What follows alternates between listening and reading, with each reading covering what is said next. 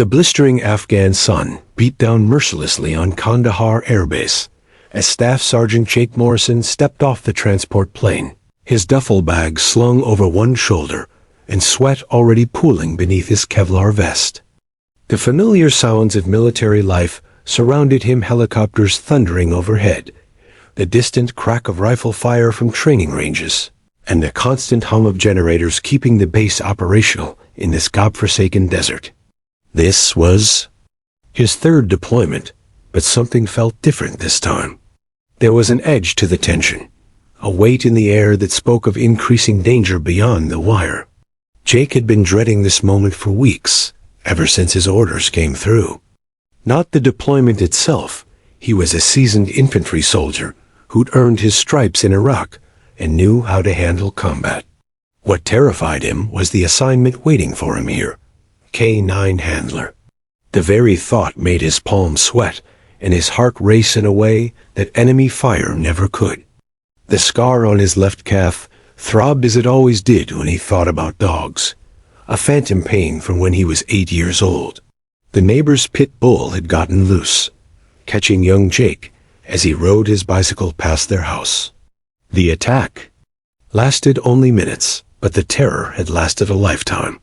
47 stitches, 3 surgeries, and years of nightmares had left Jake with a phobia, so severe he'd cross streets to avoid passing dogs on sidewalks. Morrison, the sharp voice cut through his memories. Captain Rodriguez approached, his expression serious beneath the brim of his patrol cap. Welcome back to paradise, Sergeant. Ready to meet your new partner? Jake's mouth went dry. Sir, with all due respect, I think there's been a mistake. My file should indicate that I don't work well with dogs? Rodriguez's weathered face cracked into a knowing smile. Yeah, I read your file. I also read about your performance in Fallujah, your marksman scores, and your record for keeping soldiers alive. That's exactly why you're getting our best K-9. They walked across the compound, passing rows of armored vehicles and sandbag fortifications. Other soldiers nodded respectfully as Jake passed. His reputation had preceded him. But none of that mattered now. All Jake could focus on was the growing dread in his stomach as they approached a chain-link enclosure marked K-9 unit. The kennel area was surprisingly well maintained, with concrete runs shaded by camouflage netting and metal bowls filled with fresh water. Several handlers were training their dogs, going through detection exercises with hidden explosives. The dogs moved with purpose and intelligence, their handlers praising them enthusiastically when they made successful finds. There he is, Rodriguez said, pointing to a run at the far end. Bruno. Jake's breath caught in his throat. The German shepherd lying in the shade was massive, easily 90 pounds of solid muscle. His coat was a rich brown and black, with distinctive lighter markings around his face. But it was his eyes that stopped Jake cold, piercing blue, almost human in their intelligence, and bearing the unmistakable weight of experience that came from seeing too much combat. He's been here 18 months, Rodriguez continued, oblivious to Jake's growing panic. Previous handler was medically evacuated after an IED blast. Bruno's got the best nose in theater. He's responsible for finding 43 explosive devices. That's hundreds of lives saved, Morrison.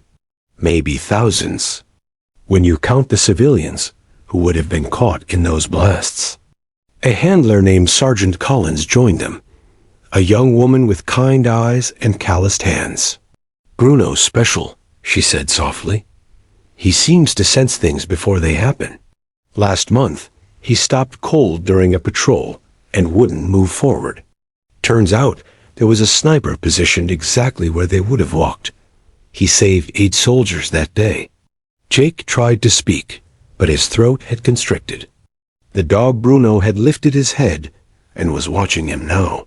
Those incredible blue eyes studying Jake with an intensity that made him feel exposed and vulnerable.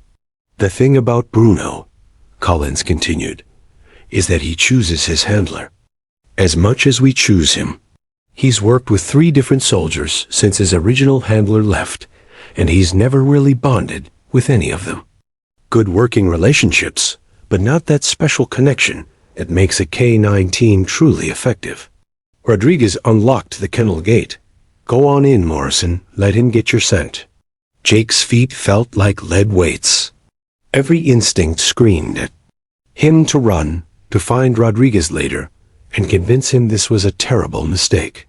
But the faces of his squad members flashed through his mind, young soldiers who were counting on him to keep them alive in this hellhole. If this dog could really detect bombs and save lives, Jake owed it to his men to try. He took a hesitant step into the kennel, his hands trembling slightly. Bruno rose to his feet with fluid grace, his movements economical and precise. At full height, the dog's head came almost to Jake's waist. They stood there for a long moment, man and dog taking each other's measure. Bruno approached slowly, his posture non-threatening but alert. Jake forced himself to remain still, fighting every instinct to flee. The dog circled him once, sniffing carefully, then sat directly in front of Jake and looked up at him. In that moment, something extraordinary happened. Instead of the aggressive, dangerous animal Jake's traumatized mind expected, he saw something else entirely. A soldier. A warrior who had seen combat, who had saved lives, who carried the same weight of responsibility that Jake knew all too well. Bruno's blue eyes held no malice, no threat, only intelligence, experience, and perhaps, Jake thought, a touch of loneliness. He's never done that before, Collins whispered in amazement. He's never sat like that for a new handler. Jake slowly extended his hand, palm up. Bruno's wet nose touched his fingers gently, and Jake felt the warmth of the dog's breath against his skin. Instead of terror, he felt something unexpected, recognition. They were both warriors, both far from home, both carrying scars from battles fought in foreign lands. "Hello, Bruno," Jake whispered, his voice barely audible. "I guess we're going to be partners." Bruno's tail moved slightly, not a full wag, but acknowledgement. The beginning of trust between 2 soldiers who would soon learn to depend on each other for survival in one of the most dangerous places on Earth. 3 months had passed since Jake Morrison first looked into Bruno's piercing blue eyes, and the transformation had been nothing short of miraculous. What began as terror had evolved into the kind of trust that could only be forged in combat. The Afghan sun blazed overhead as Jake adjusted his rifle sling and checked his gear one final time. Today's mission would take them deep into Taliban territory, a routine patrol that everyone knew was anything but routine. "Radio check," came the voice of Lieutenant Hayes through Jake's earpiece. The patrol consisted of 8 soldiers from Bravo Company, but Jake knew that Bruno was their most valuable asset. The German shepherd sat patiently beside him, his tactical vest fitted with cameras and communication equipment, his intelligent eyes scanning the terrain ahead with the focus of a seasoned warrior. The bond between them had grown stronger with each mission. Bruno had saved Jake's squad 17 times in those 3 months, detecting IEDs, alerting to ambushes, and once even finding a cache of weapons that intelligence later confirmed belonged to a high-value target. But it was more than professional partnership now. Bruno slept at the foot of Jake's cot every night, his presence chasing away nightmares that had plagued Jake since his first deployment. "Move out," Hayes commanded, and the patrol began their trek into the valley below. The landscape was deceptively beautiful, rolling hills dotted with ancient olive groves and stone walls that had stood for centuries. But Jake had learned that beauty in Afghanistan often concealed death. Bruno moved with fluid precision beside Jake, his nose working constantly to sample the air for traces of explosives, weapons, or human scent that didn't belong. Jake had learned to read the dog's body language like a second language. The slight tilt of Bruno's head meant he'd caught an interesting scent. The way his ears pricked forward indicated potential danger ahead. Most importantly, when Bruno's entire body went rigid and he froze mid-step, it meant death was waiting somewhere nearby. They'd been walking for 45 minutes when Bruno suddenly stopped. His nose lifted toward a cluster of rocks about 50 meters ahead, and Jake felt his heart rate spike. This was the signal he'd come to dread, and depend on Bruno had detected something. "Hold up," Jake called softly into his radio. "Bruno's got something." A patrol immediately went into defensive positions, weapons raised and eyes scanning for threats. Jake approached Bruno, who remained perfectly still, his gaze fixed on those distant rocks. Jake had learned to trust the dog's instincts completely, even when his human senses detected nothing unusual. "What is it, boy?" Jake whispered, though he was already signaling for the EOD specialist, Corporal Martinez, to join them.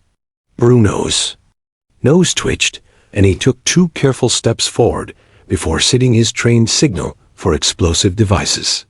Martinez arrived with his metal detector and began the careful process of investigating Bruno's find.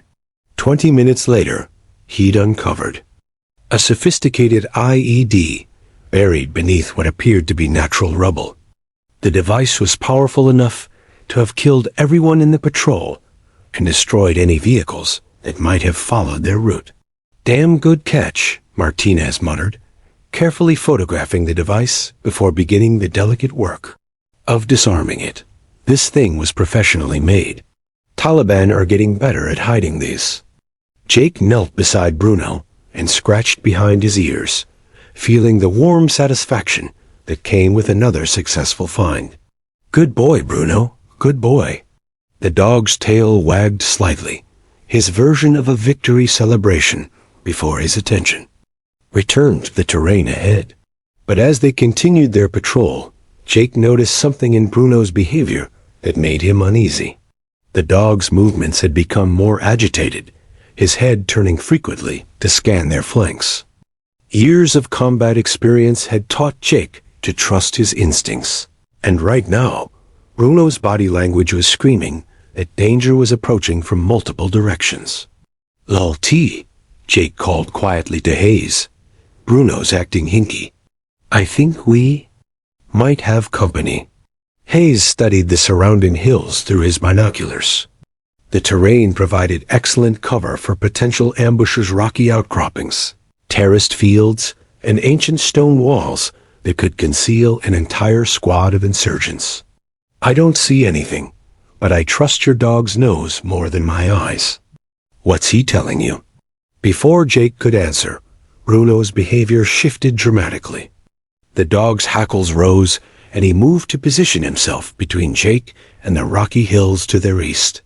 A low, almost inaudible growl rumbled from his chest, a sound Jake had learned meant imminent danger. Contact left. The shout came from Private Johnson just as muzzle flashes erupted from 3 different positions in the surrounding hills.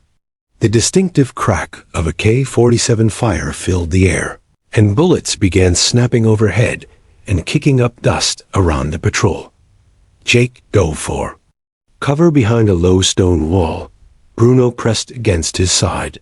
The dog remained calm, despite the chaos erupting around them, his training and natural courage evident in the way he stayed focused on Jake rather than panicking at the gunfire.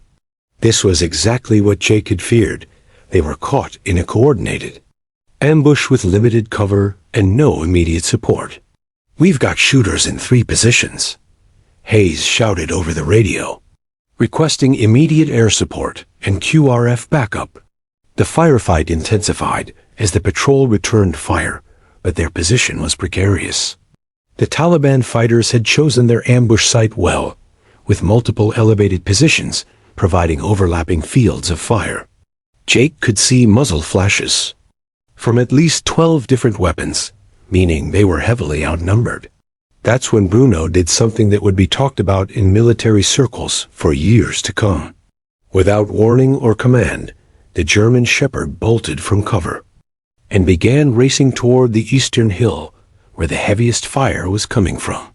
Jake's heart stopped as he watched his partner disappear into the rocky terrain, apparently running straight into the enemy guns. "Bruno, no!" Jake screamed, his voice cracking with emotion and terror. He started to follow, but Hayes grabbed his arm. "You can't help him now, Morrison. We need to focus on getting out of here alive." For the next 20 minutes, Jake fought with desperate fury, while his mind remained fixed on Bruno's fate. The sounds of combat from the eastern hill had ceased, replaced by ominous silence that filled Jake with dread. Then, just as American helicopters appeared on the horizon, a familiar bark echoed across the valley. Bruno emerged from the rocks, limping but victorious, and Jake's vision blurred with tears of relief and pride. His partner, his brother, had single-handedly neutralized the sniper position that was pinning down the entire patrol. The pre-dawn darkness hung over the mountains like a shroud as Jake Morrison checked his gear for the 5th time. This was supposed to be their final mission before rotation home, a simple reconnaissance patrol to investigate reports of Taliban activity in a remote valley. After 8 months of combat deployments, Jake and Bruno had become legends in their unit. 43 successful explosive detections, countless lives saved, and a bond that had transcended the traditional handler-dog relationship into something that other soldiers spoke about in hushed, reverent tones. Bruno sat beside Jake's bunk, his blue eyes alert despite the early hour. The German shepherd seemed to sense the significance of this mission, his last patrol in Afghanistan. Jake had already begun the paperwork to adopt Bruno upon their retirement, dreaming of a small house with a yard where his four-legged brother could finally rest after years of war. "Ready for one more dance, boy?" Jake whispered, scratching behind Bruno's ears. The dog's tail thumped once against the floor, his understated way of saying he was always ready to follow Jake into hell itself. Lieutenant Hayes briefed the 6-man patrol in hushed tones. Intelligence suggested a Taliban weapons cache hidden in caves along the valley's eastern ridge. Their mission was to locate and assess the threat, calling in airstrikes if necessary. It should have been routine, but Jake's combat instincts were prickling with unease. Something felt wrong about this operation. The intelligence was too clean, too convenient. As they loaded into the helicopter for insertion, Jake noticed Bruno's unusual behavior. The dog kept looking back toward the base, his ears flat against his head. In 8 months together, Jake had never seen Bruno reluctant to begin a mission. The helicopter's rotors whipped dust and debris through the cabin as they lifted off into the purple pre-dawn sky. The insertion point was a rocky clearing 3 kilometers from their target. As the helicopter disappeared into the distance, Jake felt the familiar weight of isolation that came with being deep in enemy territory. Bruno immediately began working, his nose sampling the air for human scent explosives or anything that didn't belong in this ancient landscape. They moved through the terrain like ghosts, following goat paths and dry creek beds that provided concealment from potential observers. Bruno led them around 2 separate IED emplacements, his nose detecting the distinctive chemical signature of homemade explosives buried beneath seemingly innocent piles of rocks. Each successful detection reinforced Jake's confidence in their partnership and his growing excitement about going home. 3 hours into the patrol, they reached the target area, a series of limestone caves that honeycombed the mountainside. Bruno's body language immediately changed. His hackles rose, and he moved closer to Jake's side, his eyes fixed on the cave entrances ahead. Something was very wrong here. "Multiple heat signatures," reported Sergeant Collins, studying the thermal imaging device. "At least 15 individuals inside the cave system. This isn't just a weapons cache, it's an active Taliban base." Lieutenant Hayes made the tactical decision to call for extraction and air support. But as he reached for his radio, the world exploded. The mountainside erupted in a thunderous roar of falling rock and billowing dust. The Taliban had detonated. Charges planted throughout the cliff face, triggering a massive avalanche designed to trap or kill any American forces investigating the caves. Jake's last conscious memory was of Bruno launching himself through the air, his powerful body colliding with Jake and driving him away from a boulder the size of a car. Then everything went black as tons of limestone crashed down around them. When Jake regained consciousness, the silence was deafening. His legs were pinned beneath a massive slab of rock, and hot blood ran down his face from a head wound. Dust filled his lungs, making each breath a struggle. But his first thought wasn't for his own injuries, it was for Bruno. "Bruno!"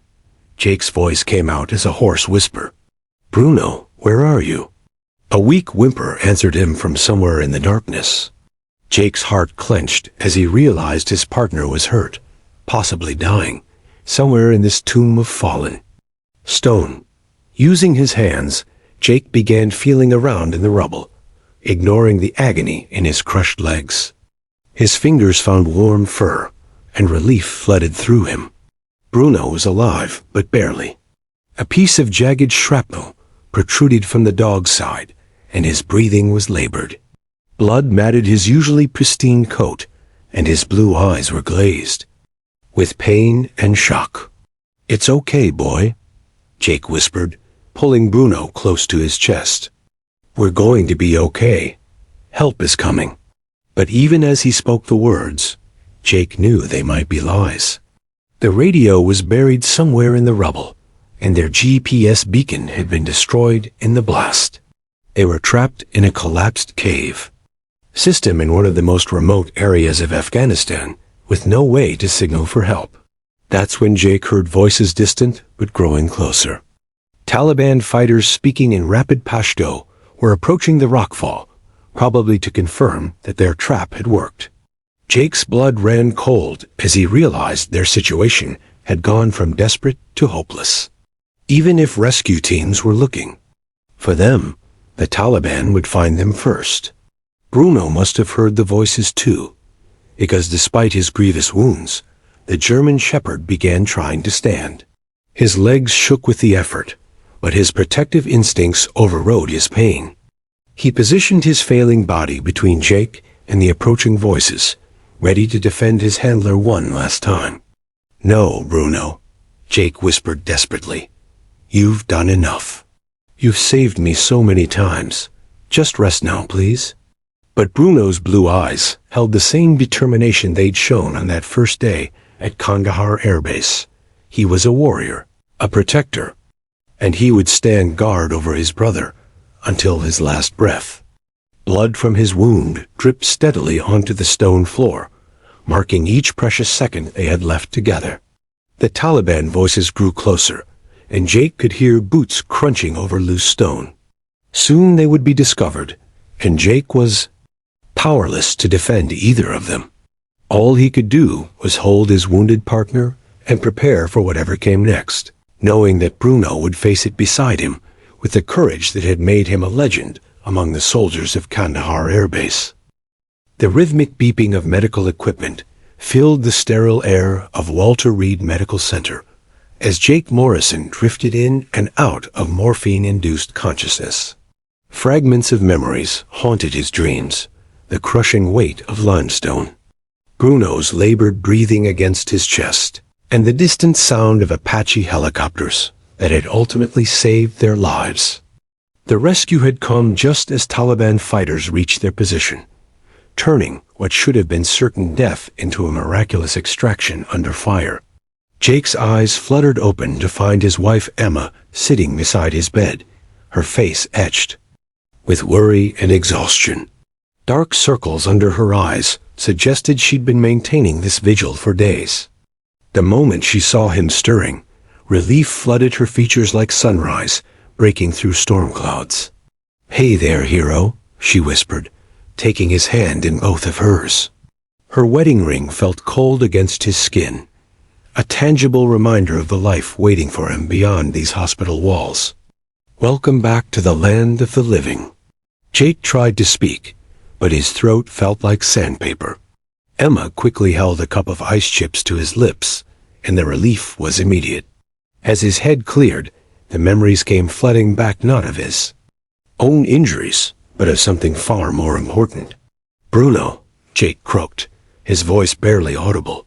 "Where's Bruno? Is he—" Emma's smile flickered for just a moment before returning. "He's alive, Jake. He's in the veterinary wing, 3 floors down. They've been working around the clock to save him." She paused, choosing her words carefully. The shrapnel missed his vital organs by millimeters. The doctors say it's a miracle he survived the blood loss during transport. Relief washed over Jake like a physical force, but it was tempered by the careful way Emma spoke. There was more to Bruno's condition than she was telling him, but for now, alive was enough. Jake tried to sit up and immediately regretted it as pain shot through his lower body like lightning. "Easy," Emma said, gently pressing him back down. "Your legs were badly crushed in the collapse. You've had 3 surgeries already, with that. Least 2 more scheduled. The doctors say you'll walk again, but it's going to be a long road." Over the following days, Jake learned the full extent of their injuries. His left leg had been shattered in 4 places, his right leg crushed at the knee. Bruno had suffered severe internal bleeding, a punctured lung, and trauma to his spine that had left his hind legs partially paralyzed. They were both fighting for recovery in the same hospital, separated by floors, but connected by the unbreakable bond forged in combat. Dr. Sarah Chun, Jake's orthopedic surgeon, was a small woman with kind eyes and the confidence that came from years of putting broken soldiers back together. "Your friend downstairs is asking for you," she said during one of her rounds. "The veterinarians say he's not responding well to treatment. He barely eats, won't engage with the staff, and spends most of his time staring at the door."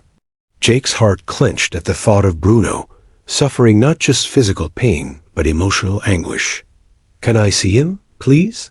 Dr. Chun studied Jake's chart thoughtfully. "You're not supposed to be moved for another week, but—" She trailed off, seeing the desperation in Jake's eyes. "Let me see what I can arrange." 2 days later, hospital orderlies carefully transferred Jake to a wheelchair for his first journey beyond the confines of his room. Every bump and turn sent jolts of pain through his healing legs, but Jake barely noticed.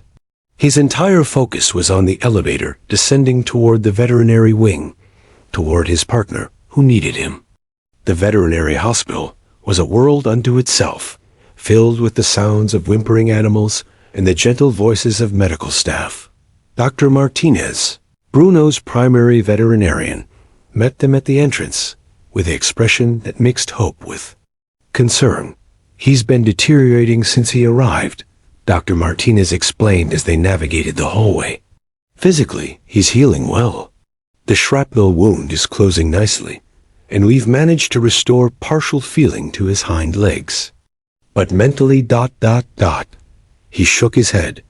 "It's like he's given up. We see this sometimes with military working dogs who are separated from their handlers." They reached Bruno's kennel, and Jake's breath caught in his throat. The proud, powerful German shepherd, he remembered, had been reduced to a shadow of his former self. Bruno lay motionless on a blanket, his once bright blue eyes dull and lifeless. Bandages covered much of his torso, and his hind legs lay awkwardly beneath him. "Bruno," Jake called softly. The response was immediate and electric. Bruno's head snapped up, his ears pricking forward as his eyes found Jake's face. For a moment, neither moved, man and dog simply staring at each other across the space that had separated them. And Bruno began to struggle, trying to stand despite his injuries. "Easy, boy," Jake whispered as Dr. Martinez opened the kennel door. "I'm here now. I'm here." Bruno managed to army crawl to the edge of his kennel, his front legs doing all the work, while his hindquarters dragged behind. When he reached Jake's wheelchair, he pressed his massive head against Jake's lap and released a sound that was part whimper, part sigh of relief. Jake buried his face in Bruno's neck, breathing in the familiar scent of his partner. "We made it, buddy. We both made it home." His voice broke as he felt Bruno's tail attempting to wag, despite the dog's obvious pain. From that moment, Bruno's recovery accelerated dramatically. The veterinary staff arranged for Jake to visit daily, and within a week, Bruno was eating regularly and showing interest in his surroundings again. More importantly, feeling was slowly returning to his hind legs, and he managed to stand with assistance. 3 months later, they left Walter Reed together, Jake on crutches but walking, Bruno with a slight limp but mobile. Emma had spent those months shuttling between their rooms, becoming Bruno's second advocate and watching the remarkable healing power of their bond. As they emerged into the bright Virginia sunshine, Jake realized their war was over, but their brotherhood was eternal. They'd saved each other in Afghanistan, and now they would heal each other at home. The Tennessee countryside stretched endlessly before them, as Jake Morrison steered his pickup truck down the winding gravel road that led to their new home. In the passenger seat, Bruno sat with his nose pressed against the window, his blue eyes taking in the rolling green hills and pastures dotted with grazing cattle. After 18 months of sterile hospital rooms and military bases, this peaceful landscape seemed almost surreal. "What do you think, boy?" Jake asked, his voice carrying a lightness that had been absent during their long recovery. "Think you can get used to this?" Bruno's tail thumped against the seat, a sound that never failed to make Jake smile. The German Shepherd had come so far from the broken animal they pulled from that collapsed cave in Afghanistan.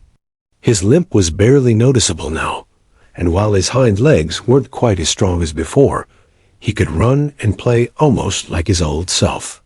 Emma had found the house 6 months earlier, while Jake was still in rehabilitation. It was a modest 2-story farmhouse with white clapboard siding and a wraparound porch that overlooked 20 acres of meadow and woodland. More importantly, it was far from the noise and chaos of city life, a sanctuary where 2 combat veterans could finally find peace. As they pulled into the driveway, Jake felt a weight lift from his shoulders that he hadn't even realized he'd been carrying. This was home. Not a temporary quarters assignment or a hospital room, but a place where they could build a life together, beyond the war that had defined them for so long. Emma emerged from the front door, her smile radiant as she waved them toward the house. She'd spent the week preparing for their arrival, stocking the refrigerator and setting up Jake's office where he would work as a K-9 training consultant for the Tennessee State Police. But her biggest project had been converting the mud room into a comfortable space for Bruno, complete with orthopedic bedding and easy access to the fenced backyard. "Welcome home, heroes," she called out as Jake and Bruno climbed the porch steps. Bruno immediately began exploring his new territory, his nose working overtime to catalog the unfamiliar scents of rural life horses from the neighboring farm, wild deer that frequented the property, and the rich, earthy smell of Tennessee soil. The first few weeks were blissful. Jake threw himself into his new job, training police dogs and their handlers using techniques he'd perfected in combat.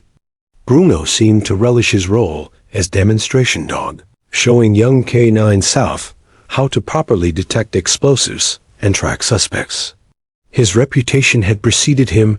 Every law enforcement officer in the state knew about the legendary military working dog who'd saved countless lives overseas. But beneath the surface tranquility, both Jake and Bruno were fighting battles that weren't visible to the outside world. Jake's nightmares had returned with a vengeance in the quiet countryside, without the constant noise and activity of military life to distract him. His mind kept drifting back to Afghanistan, to the sound of helicopters, the crack of gunfire, and the weight of Bruno's bleeding body in his arms. The PTSD manifested in ways that caught Jake off guard. A car backfiring on the country road would send him diving for cover. Fireworks during the 4th of July celebration left him trembling and disoriented. Worst of all were the panic attacks. That seemed to come from nowhere, leaving him gasping for breath and drenched in sweat, while Emma held him and whispered reassurances. Bruno was struggling too, though his symptoms were different. The proud military working dog, who had once fearlessly charged into battle, now startled at sudden noises and became aggressively protective of Jake whenever strangers approached. He refused to be separated from his handler for more than a few minutes, following Jake from room to room with the vigilance of a sentry on duty. It was Emma who first noticed the subtle changes in Bruno's movement. "He's favoring his left side," she observed one evening as they watched Bruno navigate the porch steps. "And he seems to be having trouble getting up from his bed in the mornings." Jake had been trying to ignore the signs, but Emma's words forced him to confront what he'd been dreading. Bruno was slowing down, moving with the careful deliberation of an animal experiencing chronic pain. The German shepherd who had once leaped from helicopters and scaled rocky terrain now hesitated before jumping onto the couch or climbing into the truck. Dr. Rebecca Walsh, the local veterinarian, was a gray-haired woman with gentle hands and honest eyes. She'd treated everything from prize bulls to beloved family pets during her 30-year career, but she'd never examined a military working dog with Bruno's distinguished service record. Her examination was thorough and compassionate, but her expression grew increasingly grave as she manipulated Bruno's joints and reviewed his medical history. "I'm afraid I have some difficult news," Dr. Walsh said, her voice soft but direct. "Bruno is showing early signs of degenerative myelopathy, a progressive disease that affects the spinal cord. It's relatively common in German shepherds, particularly those who've endured the physical stresses of military service." Jake felt the blood drain from his face. "What does that mean? How long does he have?" "The disease progresses at different rates in different dogs," Dr. Walsh explained. "With his history of spinal trauma from the cave collapse, the deterioration might be faster than normal. We're looking at anywhere from 6 months to 2 years before the condition significantly impacts his quality of life."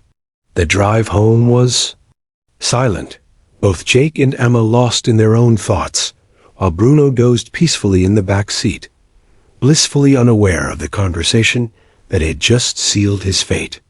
As they pulled into their driveway, Jake made a silent promise to his four-legged brother. Whatever time they had left together would be filled with love, dignity, and all the happiness he could provide. That evening, as Bruno settled onto his favorite spot on the living room rug, Jake knelt beside him and scratched behind his ears. "We're going to fight this together, buddy," he whispered. "Just like we fought everything else." Bruno's tail thumped once against the floor, and his blue eyes met Jake's with the same trust and loyalty they'd shown on that first day at Kandahar Air Base. Some battles couldn't be won with courage and determination, but they could be fought with love and dignity, and that would have to be enough. The autumn leaves crunched beneath Jake Morrison's boots as he carried Bruno down the front porch steps for their morning routine. What had once been a simple walk to the mailbox now required careful planning and physical assistance. Bruno's hind legs had progressively weakened over the past 6 months, and the proud German shepherd who had once scaled Afghan mountains now struggled to navigate the 3 steps from their Tennessee farmhouse. "Easy, boy," Jake whispered, settling Bruno gently on the grass. "Take your time." Bruno's blue eyes held the same intelligence and spirit that had made him legendary among military working dogs, but his body was betraying him one devastating day at a time.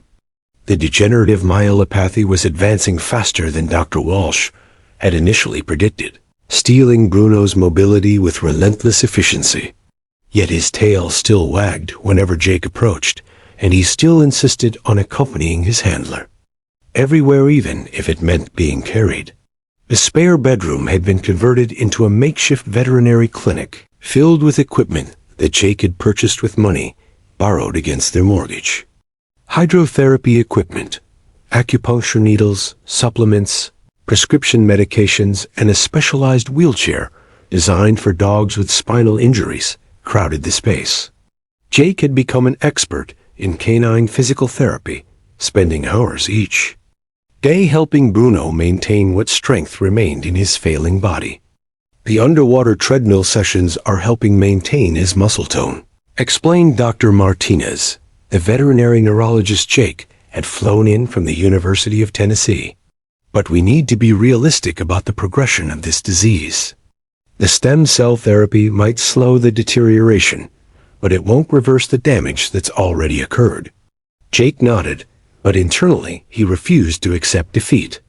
He'd researched every experimental treatment available, contacted specialists across the country, and even looked into clinical trials being conducted in Europe. Money was becoming an issue. The treatments weren't covered by any insurance, and their savings were rapidly dwindling, but Jake would have sold everything he owned to buy Bruno more time. Emma found him one evening in Bruno's therapy room, massaging the dog's hind legs while tears streamed down his face. Bruno lay patiently on the padded table, his head resting on his front paws as Jake worked to stimulate blood flow to his paralyzed limbs. "Jake," she said softly, settling beside them. "We need to talk about this." "He's getting stronger," Jake insisted, though they both knew it wasn't true. "Did you see how he lifted his left leg during therapy today? That's progress." Emma's heart broke watching her husband's desperate optimism clash with the cruel reality of Bruno's condition. She'd watched Jake carry Bruno outside for bathroom breaks at all hours, sleeping on the floor beside the dog's bed to help him reposition during the night, and spending every free moment researching treatments that might not even exist. "Honey, you're exhausting yourself," she said gently. "And you're not sleeping. When's the last time you ate a full meal?" Jake couldn't remember. His world had narrowed to caring for Bruno, maintaining hope in the face of medical impossibility, and trying to pretend that his best friend wasn't slowly dying before his eyes. The physical demands of Bruno's care were overwhelming, but the emotional toll was devastating. Dr. Walsh made house calls twice a week now, monitoring Bruno's condition and adjusting his pain medications. She'd been treating animals for 3 decades, but she'd never encountered a bond quite like the one between Jake and Bruno. The love was almost tangible, force that seemed to be keeping Bruno alive through sheer willpower. "His quality of life is still good," she told Jake during one visit, watching as Bruno's tail wagged weakly when Jake entered the room. "He's not in significant pain, and he's still engaged with his surroundings. But Jake, you need to prepare yourself for the decisions that are coming." The local veteran community had rallied around them with support that brought Jake to tears. Former military working dog handlers drove hundreds of miles to visit Bruno, sharing stories of their own partnerships and offering encouragement. A GoFundMe page established by Jake's former unit had raised enough money to cover Bruno's experimental treatments, proving that his legend extended far beyond Tennessee.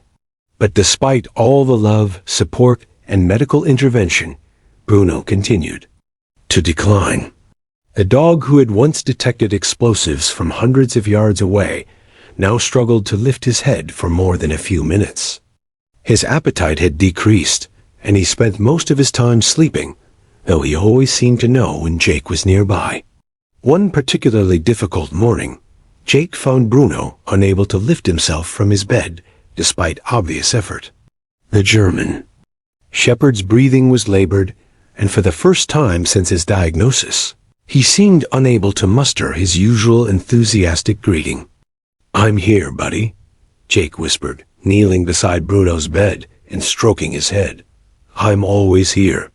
Bruno's eyes found Jake's face, and in that gaze, Jake saw something that shattered his heart acceptance. The warrior who had faced Taliban fighters and saved countless lives was ready to surrender to an enemy that couldn't be defeated with courage or determination. That afternoon, Jake made the phone call he'd been dreading for months. Dr. Walsh listened compassionately as Jake's voice broke, understanding that this decision was tearing him apart, but knowing it was motivated by pure love. "I'll come too." "The house," she said quietly. "Bruno deserves to be comfortable and surrounded by those who love him." As Jake hung up the phone, Emma wrapped her arms around him while he sobbed against her shoulder. Tomorrow would bring the hardest decision of his life, but tonight he would hold his brother close and tell him all the things that mattered: how much he was loved, how many lives he'd saved, and how their bond would survive even death itself. Bruno seemed to understand that something significant was happening. Despite his weakness, he pressed closer to Jake, offering comfort to the human who had given him everything in their final months together. The morning sun filtered through the curtains of the Tennessee farmhouse as Jake Morrison sat beside Bruno's makeshift bed in the living room, watching his partner's labored breathing with the vigilance of a combat medic. 3 days had passed since Jake made the hardest phone call of his life, scheduling Dr. Walsh's final house call for this coming sunrise. 3 days to say goodbye to the four-legged brother who had saved his life in every way possible. Bruno could no longer stand without assistance, his once powerful hind legs now completely paralyzed by the relentless progression of degenerative myelopathy. Yet his blue eyes remained alert, tracking Jake's every movement with the same devoted attention he'd shown during their combat deployments. The German shepherd's spirit burned as brightly as ever, trapped within a body that could no longer answer his commands. "You comfortable, buddy?" Jake asked softly, adjusting the orthopedic pillows that supported Bruno's position. He'd created a nest of Bruno's favorite blankets in the living room's sunny corner, surrounded by toys and mementos from their military service together. Bruno's old tactical vest hung on the wall nearby, its fabric still carrying the faint scent of Afghan dust and memories of missions where they'd saved countless lives. Emma moved quietly through the house, preparing for the stream of visitors who would arrive throughout the day. Word had spread through the veteran community that Bruno was entering his final hours, and warriors from across the southeast were making pilgrimages to pay their respects to a legend. She'd stocked the refrigerator with food and coffee, understanding that this day would be about more than saying goodbye. It would be about honoring a life of service that had touched hundreds of people. The first visitors arrived at mid-morning: Sergeant First Class Rodriguez and his current canine partner, a young Belgian Malinois named Ace. Rodriguez had served with Jake and Bruno during their second deployment, witnessing firsthand the bond that had made them legendary among military working dog teams. He knelt beside Bruno's bed, his weathered hands gentle as he stroked the German shepherd's head. "This dog saved my life in Helmand Province," Rodriguez told his own canine, his voice thick with emotion. "IED buried in a market square." Bruno detected it from 50 meters away, probably saved 30 civilians along with our patrol. Ace seemed to understand the solemnity of the moment, lying quietly beside Bruno with the respect one warrior shows another. Throughout the afternoon, they came former handlers, soldiers whose lives Bruno had saved, police officers who'd trained under Jake's instruction, and neighbors who'd been touched by the story of the war dog and his devoted handler. Each visitor shared memories, told stories of Bruno's courage, and offered quiet words of gratitude for a service that had extended far beyond the battlefield.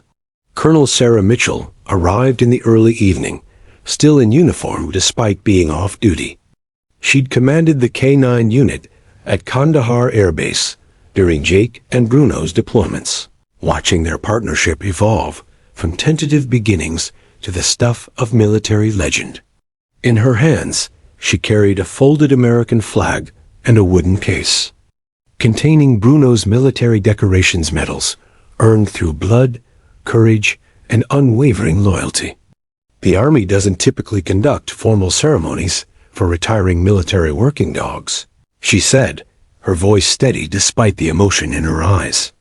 But Bruno earned this honor through exceptional service to his country. She presented Jake with Bruno's official discharge papers, listing his 43 confirmed explosive detections and the estimated 400 lives saved through his service. As the sun began to set, the crowd of visitors gradually thinned, leaving Jake and Emma alone with Bruno for their final hours together. Jake had moved to the floor beside Bruno's bed, his hand resting on the dog's chest to feel each precious breath. Bruno's breathing had become more labored as the day progressed, but his eyes remained fixed on Jake's face with an intensity that spoke of unfinished business. "I need to tell you something, boy," Jake whispered, his voice breaking as tears began to flow freely. "All those times you saved my life in Afghanistan, that wasn't the real miracle. The real miracle was how you saved me from my fear, taught me to trust again, showed me what unconditional love looks like." Bruno's tail moved slightly against the blanket, a weak but unmistakable response to Jake's words.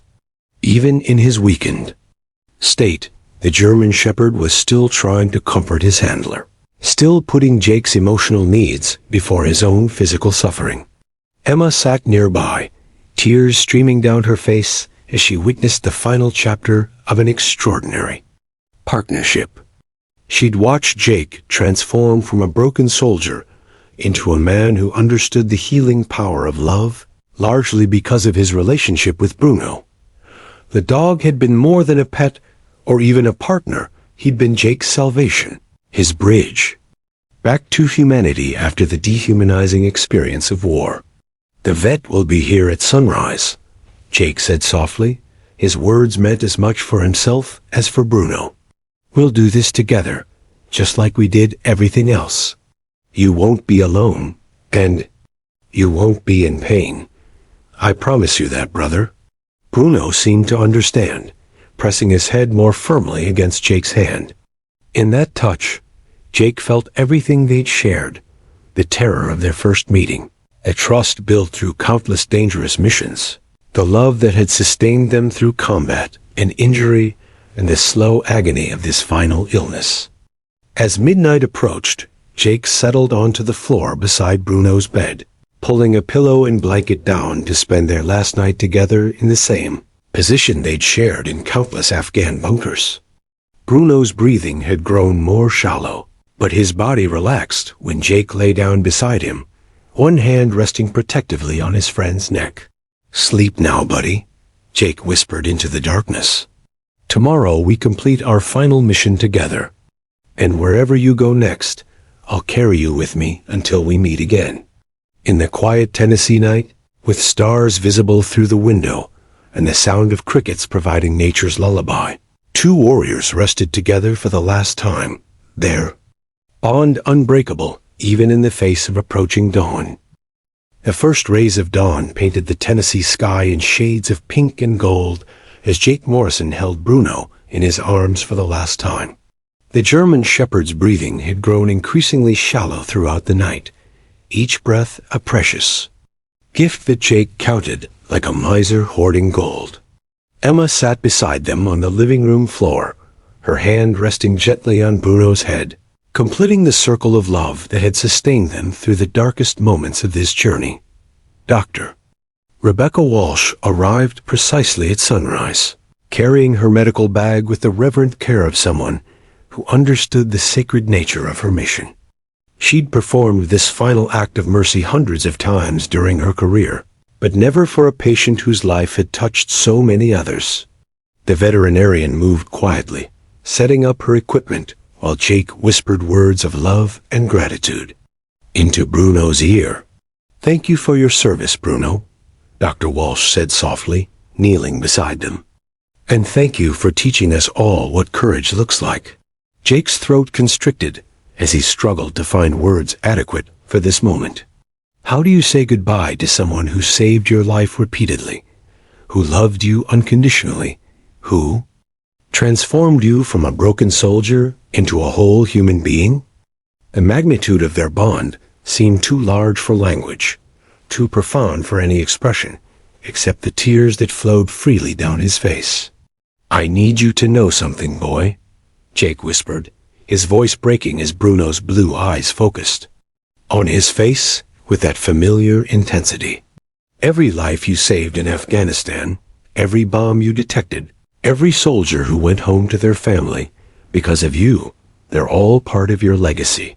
But the most important thing you ever did was save me from my fear, teach me to trust again, show me that love is stronger than any weapon." Bruno's tail moved slightly against Jake's arm, weak but unmistakable. Acknowledgement of words he seemed to understand with a supernatural intuition that had made him legendary among military working dogs. Even in his final moments, the German shepherd was still trying to comfort his handler, still putting Jake's emotional needs above his own failing body. Emma leaned forward, her own voice barely a whisper, as she spoke to the dog who had become family. "Thank you for bringing my husband home, Bruno. Not just from Afghanistan, but from the darkness that followed him back. You healed him in ways I never could, loved him in ways I couldn't understand. He's the man I married again because of you." Dr. Walsh prepared the sedative with practiced efficiency, explaining each step in gentle tones that honored the gravity of the moment. "This first injection will help him relax and fall asleep," she said. "He won't feel any pain, just a sense of peace and drowsiness. The second injection will be the one that stops his heart, but by then he'll already be unconscious." Jake nodded, unable to speak as he cradled Bruno closer to his chest. The German shepherd's weight felt both familiar and foreign, still substantial despite his illness, still warm with the life that had burned so brightly throughout their partnership. Jake could feel Bruno's heartbeat against his chest, strong and steady despite everything they'd endured together. "Ready?" Dr. Walsh asked, her own eyes glistening with unshed tears. "We're ready," Jake whispered, then looked directly into Bruno's eyes. "One last mission, brother. The most important one we've ever done together." The sedative took effect quickly, and Jake watched as Bruno's eyelids grew heavy and his breathing became even more relaxed. But those piercing blue eyes remained focused on Jake's face, and in that gaze, Jake saw everything that had defined their partnership: trust absolute and unwavering, love that transcended species and circumstance, and a bond forged in the crucible of combat that not even death could break. "I love you, Bruno," Jake said, his words carrying the weight of 8 years of shared danger, mutual sacrifice, and unconditional devotion. "I love you more than I've ever loved anything in my life. You're not just my partner, you're my brother, my protector, my best friend. And I promise you this, your story won't end here. I'll make sure the world knows what you did, how many lives you saved, how much love you brought into this broken world." Bruno's eyes began to close, but not before. Jake saw something in that final gaze that would haunt and comfort him for the rest of his life. It wasn't fear or pain or sadness. It was pure, undiluted love. In those last conscious moments, Bruno was still protecting Jake, still offering comfort, still being the faithful companion who had never once failed to put his handler's well-being above his own. Dr. Walsh administered the final injection with infinite gentleness, and Jake felt Bruno's body relax completely against his chest. The German shepherd's breathing slowed, became almost imperceptible, and then stopped altogether. Jake continued to hold him, feeling the gradual cooling of his body, while his own heart seemed to shatter into a million pieces. But in that devastating moment of loss, Jake also felt something unexpected: peace. Bruno was no longer trapped in a failing body, no longer struggling with pain and paralysis. He was free, running again across endless fields where no bombs waited to be found, where No enemies threatened the innocent, where courage was no longer required because perfect love had cast out all fear. 3 months later, Jake stood before a gathering of 200 veterans, law enforcement officers, and community members at the dedication of the Bruno Memorial Park. The bronze statue captured Bruno in his prime alert, powerful and forever vigilant. At its base, an inscription read, "In memory of Bruno, military working dog, who saved countless lives through courage, loyalty, and unconditional love." His final message to us all: love never dies. As Jake spoke about Bruno's legacy and the nonprofit organization they'd established to connect retired military working dogs with veteran families, he felt a familiar presence beside him, invisible but unmistakable. Their mission continued, their bond remained unbroken, and their love would echo through every life they'd touched together. Bruno's message was eternal. In a world often defined by fear and hatred, love remains the most powerful force of all.